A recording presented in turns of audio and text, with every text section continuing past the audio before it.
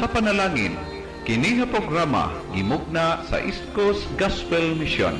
Alas 6 hangtod alas 6:30 matag adlaw.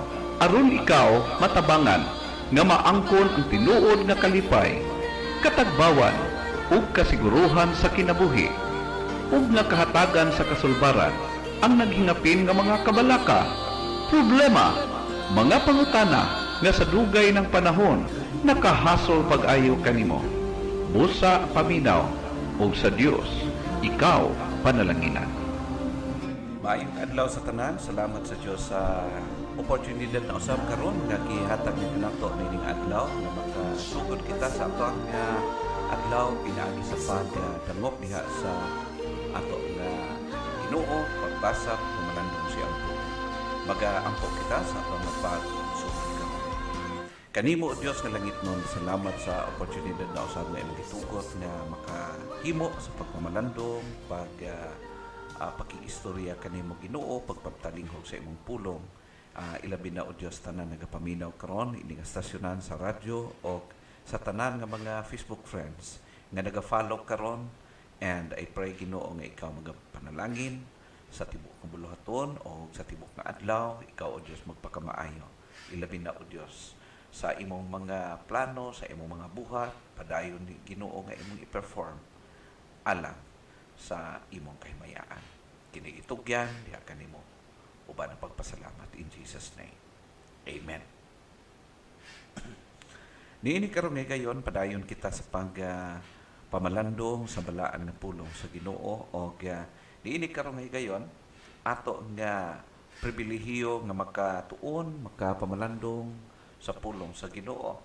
Now, ako nga gipili nga ato pamalandungan karon ang pagkabulahan sa mga tao o sa tao nga nagkaroon o mga maayo nga higala. Of course, dili tanan higala ang mga igsuon o mga sukindig paminaw nga aduna gyoy pakinabang sa bawat usa, kundili kadto lang mga good friends or true friends. Kay sa ato nga kinabuhi, whether we like it or not, daghan tag ma-encounter nga mga tao nga naging real nga panalangin sa imong kinabuhi o sa akong kinabuhi. And kita kinahanglan nga makakaton sa pagpili kung kinsa ang tinuod ng mga friends sa atong kinabuhi. No? So karon atong pamalandungan, be blessed of having good friends. Now, hinumduman na to dinhi sa Proverbs chapter 17 verse 17, a very common verse nagaingon dinhi. A friend loveth, or a friend loves at all times, and a brother is born for adversity. Now, kaning pulong di unang makita na to, a friend loveth, or sa King James Version, a friend loveth at all times, or a friend loves at all times.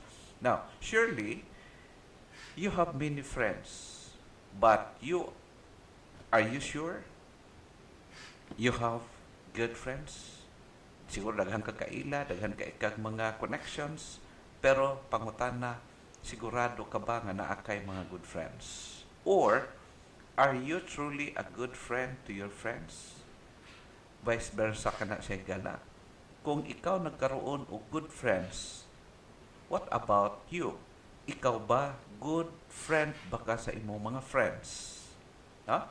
So, ingon ana higala. Ato nga padayon sa pagtuon niini. Ato hinumdumon that Jesus Christ is our true, perfect, and ever-loving friend, which is always available for all, for me and for you, for us. But aside from Him, aside from Jesus, we also need human being to be our friends. Dili ka na ma-deny. Even God, sa dihang nakita niya si Adan, human niya na-create si Adan, human niya gihimo si Adan, o na-recognize, na kita sa Ginoo, of course, kay perfect man siya, nakita niya nga need yun ni Adan o companion, need ni Adan o kauban na pareho yun niya, pareho niya nga tao. No? So, giprovidean siya sa Ginoo o kauban. Kay ang tao usa ka social being, no? Kailangan siya og connection, kailangan siya og somebody nga masuginlan, somebody nga iyang ma-fellowship, somebody nga iyang ma-connect sa iyang kinabuhi. Now, atong hinumdumon nga si Jesus Christ, siya man gyud ang atong perfect or tinuod nga higala, nga tinuod nga mahigugmaon nga ni kanato. Pero we need human being also nga magkaroon nato og relasyon, maka-fellowship nato, maka-connect kita kanila o sila maka-connect usab nga ni kanato. We need sa mga tao nga naa sa atong palibot. But the only thing, kinahanglan nga ato isiguraduhon nga ang tao nga ato nga gi-connect is friend yun nato tinuod, no? Mas the best siya. In fact, din sa John chapter 15 verse 15, unsa ang gisulti ni Jesus Christ sa mga disipulo, ingon siya, "No longer do I call you servants, for the servant does not know what his master is doing, but I have called you friends, for all that I have heard from my Father, I have made known to you." No? So ato makita nga si Jesus Christ iya kining gisulti ngadto sa iyang mga disipulo, instead nga ang mga disipulo ma-recognize nila or ma-realize nila ilang estado at tubangan sa Ginoo, nga tawag silang servants of God, yet ang Dios mismo nagahatag ni ini maong titulo ngadto kanila. Ang Ginoo nagaingon, dili ko na kamo tawgon, di kamo ilhon nako nga servants, but friends. Nga naman, lahi ang estado kung maingon ka nga siya ako friends or siya ako friend, best friend, kay daghan sa imong kinabuhi, even to the point nga kaya nimo ma-share even mga dark side sa imong kinabuhi, kaya pa nimo i-share sa imong tinuod o sige saligan nga higala, di ba? Ug ato makita dinhi kung unsa ka halaga, unsa ka importante ang tinuod nga higala sa atong kinabuhi. Ha? Ingon pa sa Proverbs chapter 27 verse number 9, "A sweet friendship refreshes the soul." Ha? Ang matamis nga paghigalaay nagahatag og freshness sa ato nga mga kalag, naghatag siya comfort, naghatag siya og kalipay diha sa kalag sa tao. Now the question is, why needed of having good friends? Nganong kailangan mangyud ang good friends? Nganong kinahanglanon man nato kana ang mga higala nga maayo? Because good friends are blessings from God. Ang mga maayong higala, blessing na siya gikan sa Ginoo. The only thing we need to recognize kinsa man gyud ang tinuod nga friends. Hinumduman nato igala nga ang tinuod nga friends naa sila panahon sa atong mga problema. Naa sila panahon sa ato ang mga kabalaka. Naa sila sa panahon nga kanang walang-wala ka. Naa sila sa panahon sa dihang murag di ka masabtan sa mga tao. Naa na sila. Dili sila mutabang og duot kanimo, kundi mutabang sila og lift up kanimo. Mutabang sila comfort diha kanimo. Mutabang makasabot sila kung unsa imong pinagdaanan. Makasabot sila kung unsa ka. Now, hinumdum nato higala, of course, vice versa.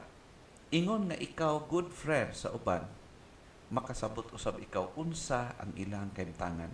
Makasabot ikaw, makahatag kag allowance, makahatag ka og pagsabot usab ngadto kanila, no? Ato makita na ay mga expressions recorded in the Bible of a true friendships, no? Ato tan-awon ang example niini. Una, si Ruth og ang iyang nga mother-in-law nga si Naomi. Si Ruth, nag-show siya sa iyang true love and loyalty for her mother-in-law. According kung imong tan-awon ang nakarecord sa Ruth chapter 1 verse 16 and verse 17 specifically. Ang story ni Ruth, taas kay kini nga story o makuhaan nato og lesson kung unsa paano niya gipakita ang iyang gugma og loyalty niya siyang mother-in-law. Now, kung imong tanawon sa verse 16, but Ruth said, "Do not urge me to leave you or to return from following you.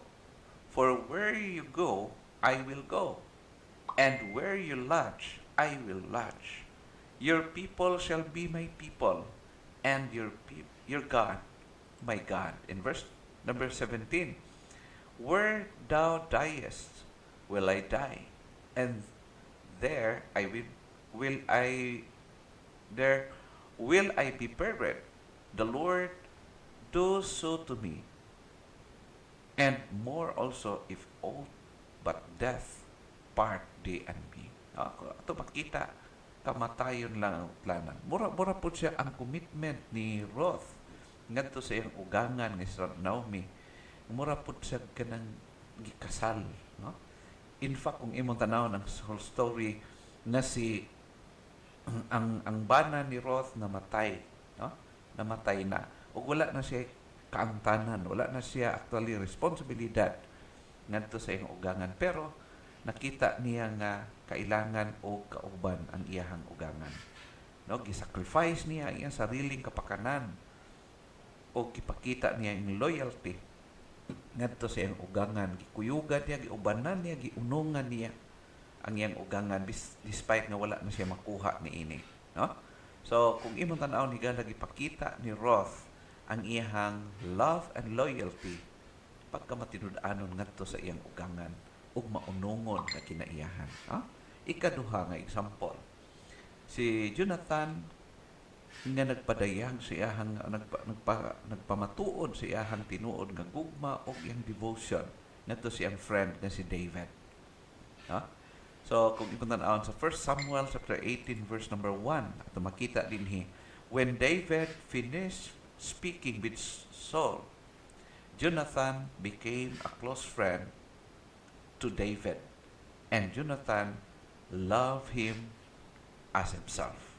So kung imong tan-awon higala, kabalo man siguro ta sa story ni ini na si King Saul, siya ang hari, o si David siya ang gi-promise, gi-anoint sa Ginoo nga mopuli sa pagkahari ni King Saul, o si Jonathan nga anak ni King Saul nahimo ang close friend ni David.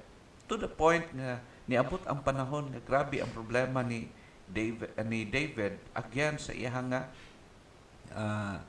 kay King Saul na iya pong nahimong ugangan. Pero ato makita nga si Jonathan nagpakita sa iyang loyalty, sa iyang pagka-friend dito sa kay David. To the point nga nagatabang siya, nagadepensa siya, o giprotektahan niya iyang friend nga si David against sa iyang father na suppose gusto mo afflict ngadto kay David. No? Mao kana siya ato makita nga gipakita ni Jonathan ang iyang matinud-anon nga pagkahigala ngadto sa kang David. Now, kaanindot pag naakay tinuod nga friend, higala, kanang kabalo mo sabot, makadepensa kanimo o pagkamaayo pod pag ikaw usapod ka tinuod higala sa imong mga higala. Kay muhatag yung ka og allowance, muhatag kag pagsapot ngadto sa uban. Mao kana siya ato makita higala. Ikatulo nga nagpakita ni ini nga maong kinaiyahan. Si Apostol Pablo nga naghigugma sa iyahang kauban sa buhat nga mao si Timoteo. Si Pablo dili lang iyang kapakanan, dili iyang sarili ang gitlantaw nga kaayuhan, but look forward si Apostle Pablo or naga-care siya kung unsa pod ang kantangan sa iyahang kauban nga mga magbubuhat diha sa simbahan. Kung imong tan-awon higala sa atong pagpangalagad sa Ginoo, dili lang atong sarili atong tlantawan, kundi kumusta pod ang uban, kumusta ang ato nga mga isig ka magbubuhat, naa ba tay concern sa ilaha or wala ba? So ato makita dinhi ang kinaiya ni Apostol Pablo toward sa iyang mga co-workers. Dinhi sa 2 Timothy chapter 1 verse number 2 ingon si Apostol Pablo, "To Timothy, my beloved child, grace, mercy, and peace from God, the Father, and Christ Jesus our Lord. No? Kung imong tanawon sa first part, to Timothy, my beloved child. So unsa ang iyang pagpadayag, pagkilala ngadto kay Timothy, usa ka young leader sa iglesia, o si Apostle Pablo as old leader or mga matured. Ang iyang pagkilala kay Timothy is gihigong mga anak. Mura gitawag niya, giisip niya nga disciple, nakababata nga servant, no? Under sa iyang nga domain. Pero ato gipakita ni Apostle Pablo iyang care, ang iyang concern ngadto kay yang Timothy, though worker siya, pero ipakita po niya iyang concern ngadto sa kang Timothy. No?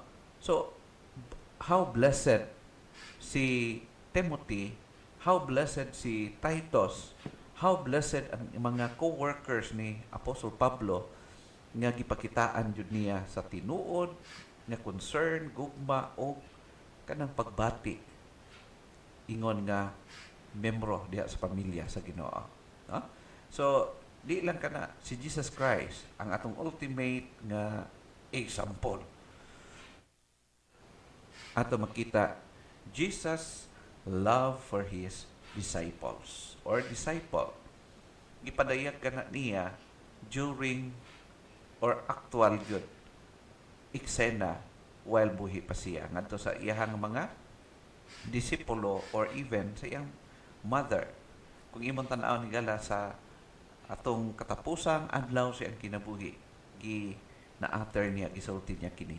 In John chapter 19 verse 26, when Jesus saw his mother and the disciple whom he loved standing nearby, he said to his mother, "Woman, behold your son." Ato makita nga makita na to din according ni John nga si Jesus Christ, ang iyang love, iyang concern, wala gyud sa iyang sarili lang. No? Do nga during this time, nakalansang na siya, hapit na siya mapatay. Grabe ang suffering, grabe ang agony niya during this time. Pero still, ang iyang nga concern, iyang love, naagyapon sa iyang mother, naagyapon sa iyang disciple. No? Ipakita ni Jesus Christ ang iyang genuine nga gugma, ang iyang pagka-caring ngadto sa iyang inahan o sa iyang disipulo. O I do believe even today, padayon ang Diyos nga nagpakita siyang care, pakita siya nga love nga ni kanatong tanan. Ikaduha nga rason, good friends provide wonderful benefits. Ang pagkaroon og tinuod, genuine nga higala, makaprovide sila sa atong kinabuhi og maayo, bililhon nga mga benepisyo. No? Ang good friends, dili mo pahamak kanimo. Kung dili mo tabang siya, madipinsaan ka. Kung dili kanya i-allow nga mapahamak as possible, kung dili tabangan ka nga maprotektahan, tabangan ka nga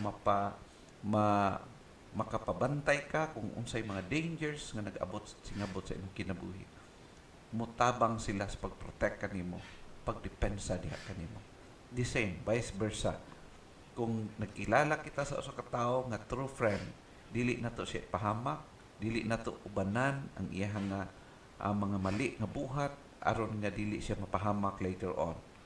Hinunoa, maging truthful ka, mahimong honest ka ngadto kaniya og ang imong friend pareho po diha kanimo. Ingon pa dinhi sa Proverbs 17 verse 17, a true friend is a man for all seasons. Ang tinuod nga higala naa siya sa tanang sitwasyon sa atong kinabuhi. In all season. Kung imong tanaw ng pulong sa inyo, ingon siya, a friend loves at all times. Higala, mailhan nimo ang tinuod ng higala panahon nga naa kas kalisod. Even practically makita nimo kana ang ebidensya. Panahon nga naa kas kawaladon, makilhan nimo kinsa sila nga tinuod nimong friends. O kung gusto kang mailhan nimo ang dili tinuod ng mga friends, mailhan nimo sila during that time also. Di na nimo sila makitaan. Kanang tinuod nga mga friends, makitaan na nimo panahon sa kalisod. Ang mga dili tinuod ng mga friends, makitaan lang na nimo panahon nga naakas kaharuhay kabugana. Na? Manduol na sa imuha, pero panahon sa kalisod, mawala na sila. Iiwan ka nila sa iri. So, mao na siya, ingon siya, a friend loves at all times. Kumusta kay gala sa imong mga friends? Na baka panahon sa ilang trahedya, sa kinabuhi, sufferings, mga panahon nga daw dili ma-spelling ang ilang kinabuhi, naabak ka sa ilaha. Or naalang ka panahon sa pag-enjoy sa kinabuhi. Okay? So, usa ka na siya ka realidad sa atong kapanahon, even sa atong panahon karon. Ikaduha, a true friend can be closer than blood relatives. To the point, no? Napagani mga panahon nga mas close pa ang friend na to kaysa atong mga relatives. Panahon sa imuhang nga mga sitwasyon sa kinabuhi, na ay mga panahon nga even ang imong relatives dili maka-extend o pagpaluyo tabang diya kanimo, pero ang close friend nimo, ang true friend nimo, ang good friend nimo, naa sila anytime. Isang text lang, isang tawag lang, pag nakabalo, naa sila kanunay. So, bulahan jud ang tao nga daghan siya og mga true friend, good friend sa iyang kinabuhi, na? Kung naa kay mga good friends, wow, that's a real blessing from God. So, pahalagahan mo, i-treasure nimo, imuhanang i-enjoy. Tungod kay gihatag kana sa Ginoo, ang pingan nimo kana. According sa Proverbs 18 verse 24, a man of many companions may come to ruin, but there is a friend who sticks closer than a brother. Huh? So, kung naa may mga, even sa family, na ipanahon nga naanas kawaladon ang ilahang pamilya, mawala, manggani sila, mapalayo sila, keep distance sila, manghinaw sila, pero ang nagkaroon o true friend, mo pilit sila, no? Mo maging loyal sila, maging closer sila, more than sa imong pamilya. So, to the point nga ana ingon ana, busa, isip na nimo sila, ug kilalahon nimo sila, kay sila ang tinuod nga blessing gikan sa Ginoo. Ikatulo, the rebuke of a true friend is of more value than the praise of an enemy. Magbantay kay gala. Kay naman, ang tinuod nga friend, mo check siya pag nagkamali ka. Pero pag uyon-uyonan ka, bisag mali ka, delikado na. Mao nang gina-term, ginaingon nga, dili siya matinud-anon diya kanimo. Wala siya pakialam kung mapahamak ka, kung dili concern ka o gusto nimo siyang maprotektahan sa possible nga danger. No? The rebuke of a true friend is of more value than the praise of an enemy. According sa passage, faithful are the wounds of a friend, but the kisses of an enemy are deceitful. What it means, imong tan-aw ni gala, ang kana bitong i-rebuke ka, i-check ka sa imong friend, do sakit man na siya pero makatabang. Pero ang kisses sa enemy delikado. Naka-remember man siguro mo kay Judas. Sa tanang disipulo, si Judas lang ang ningkis sa kay Jesus during those last hours nga ilang na experience. Sa dihang gihalukan si Judas, si Jesus gihalukan siya ni Judas, dili to kiss, dili to halok nga makaayo sa iya kung dili usa ka halok nga nagdala og betrayal, no? So ato makita igala kilalahon jud nato ang tinuod nga friend. Kay nga naman ang friend treasure sila, blessing from God. Ikaw pat, the advice of a true friend can be precious. Bulahan jud ang naay true friend. Kay nga naman pag magkamali ka, i-check ka niya, i-warn ka niya, dili ka niya pasagdan, di ka niya pabayaan. Sultian ka niya kung unsa ang dili posible nga makadaot kanimo or makatabang ba kanimo. Huh? So, according to verse 9, oil and perfume make the heart glad, and the sweetness of a friend comes from his earnest counsel. Pag mutambag ang true friend, dulot na sa imong kasing-kasing o gikan na sa iyang kasing-kasing gipaabot niya kanimo. Kay gusto niya nga i-bless ka, protektahan ka o matabangan ka. No? So, ato makita igala nga importante kaayo bulahan jud ang tao nga daghan siya mga close friends. Kay nga naman daghan kaayo og panalangin ngiyang nadawat gikan sa Ginoo. Love is much too pure and holy. Friendship is too sacred far for a moment's reckless folly does to desolate and mar. Huh? So atong i-treasure ang friendship. Hinumdum mo nato that friendship is a gift from God, blessing from God. Ang atong true friends makatabang sa tua, sa makaprotect o panahon sa kalisdanan naa sila. So, friends, pangutana, ikaw ba maayo nga friend? True friend ba? Good friend ba ka ngadto sa imong mahigala?